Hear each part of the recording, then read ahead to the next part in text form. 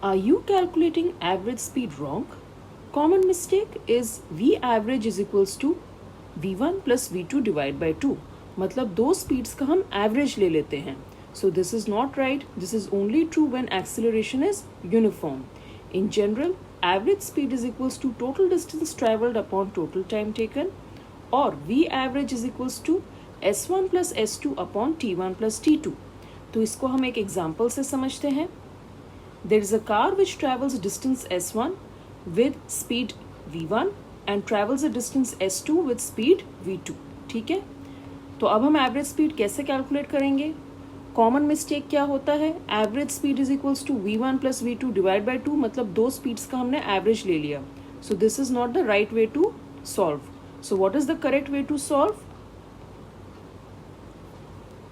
We know that speed is equals to distance upon time और time is equals to distance upon speed. इससे हम time t1 और t2 calculate कर लेंगे. And then we know that average speed is equals to total distance upon total time.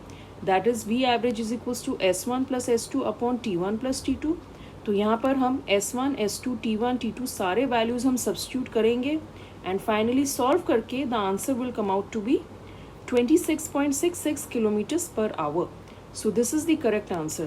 तो trick क्या है average speed calculate करने में?